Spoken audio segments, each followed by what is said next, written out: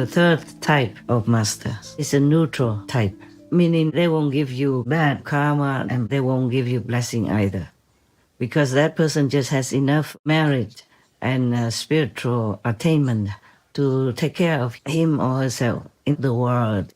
Often those persons can only take care of themselves or maximum their relatives and friends and several generations and their pet people. Yeah, they have no more allowance to give anyone else who they're not related to. We are all related, but what I meant is who they're not related to in their lifetime. Yeah, so this person will give you nothing. Well, better than giving you bad karma, huh? Okay? If somebody gives you blessings, it also means luck, yeah, fortune, happiness, and health, all kinds of things. The blessing is not limited only to spiritual elevation. Okay? Yes. So if someone gives you real blessings, like from a true master, for example, then you are a very, very lucky person. You should be very, very grateful to God to have met that type of master. Okay? Just remember in everyday life, try to always think in a positive direction and try to remember God all the time. And remember your true master if you have one. If you don't have one, just remember God. Thank God for everything you have in your life, even bad things. Because sometimes bad things turn out to be good, to erase your karma, help you to elevate spiritually, or void something so that there's more space in your life, so luck and happiness and other fortunate elements will enter your life. Because if your life is full of bad things, full of negative expectations and negative karma from other people, then even blessings and fortune can also have no place to come in. Yeah. There was a story about a master whom a disciple complained to. See, I had this and that problem. Where were you? You're supposed to protect me, to bless me, and you were not there. And I saw only some ghosts and some demons who came, and I was so scared. So the master said, I was standing outside of your door, but you invited all kinds of others into your heart and your prayers. Whatever you believe in, like the monks, the priests, who are not up to the standard to give you any blessing. You invited them and you pray to a local god, whatever you do, and I'm not invited. You forgot me completely. So I was just standing there waiting. There's not much I can do. Your house is full of others. So from then on, the disciple remember the master more. Yes. But even then, the master never leaves you.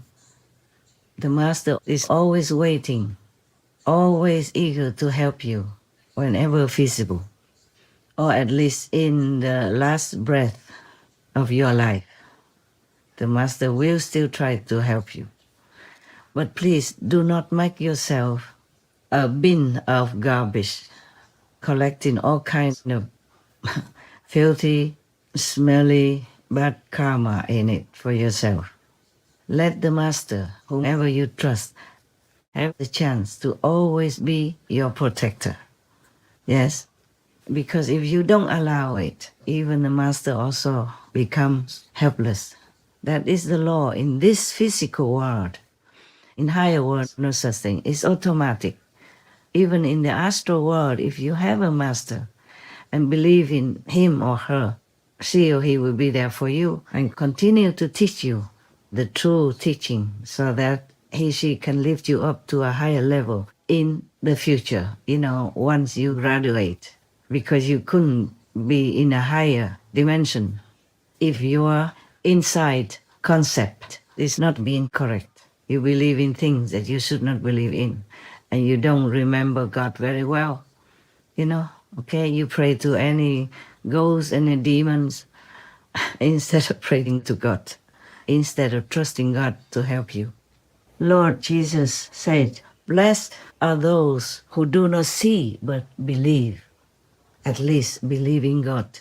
Believe in the past, present, and future masters who help you, especially the present masters. Because the present masters house all the blessings that are necessary to help you, because he or she is appointed to that job, okay? Just like the president is voted for, he became the president, and he will have a certain privilege, including he can forgive even criminals, and many of them too. Yeah. And now, the third type of person, I told you already that she's neutral to you. She won't give you anything, at least not bad things. Okay. The people you should be scared of most are the second ones, because not only they don't give you any good things, they take from you as well. In exchange, for their bad karma, they take merit from you. They take as much as the karma allows. Yeah, that is the problem. Just like thieves, they come into your house, and you are unaware of it. They don't bring anything to you. They will just take anything they can from you, anything they could carry, anything convenient, anything most valuable from your house they take. That is similar to the second type of people who take things from you, and you are helpless because you're not aware they're taking it. Even you're not spiritually elevated enough to be even aware of blessings from God and from the Master to you.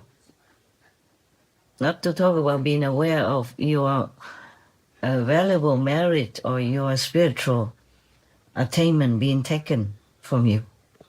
Sometimes more, sometimes less. Of course, it depends on the individual who takes it. And it depends on your strength of spiritual attainment to protect yourself.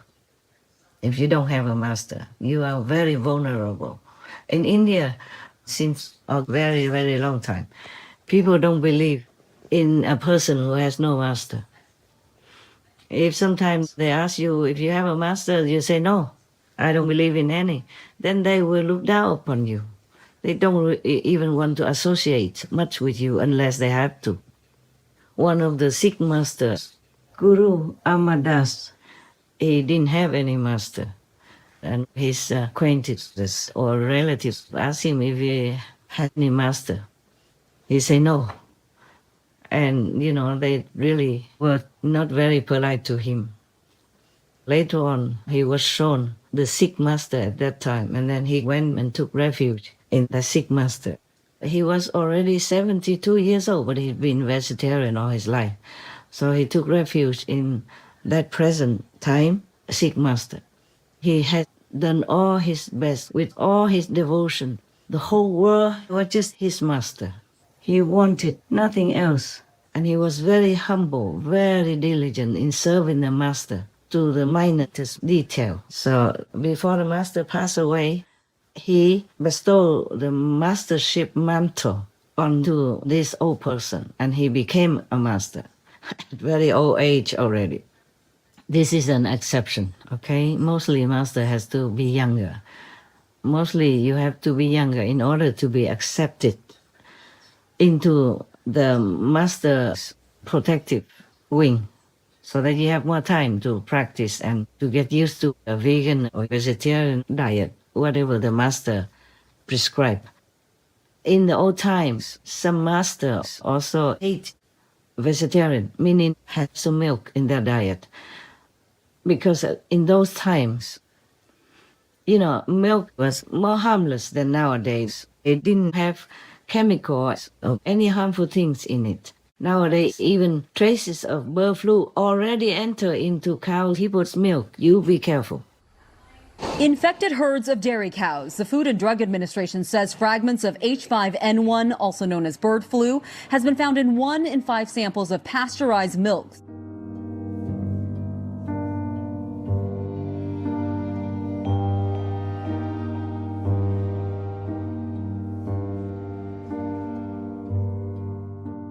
I'm telling you, vegan is the best. And even nowadays, vegan is also risky. Some of it contaminated by the neighbor's field or by the neighbor's fertilizer or neighbor's herbicide, insecticide or pesticide. In the old times, people treated the cow, people kindly, yeah?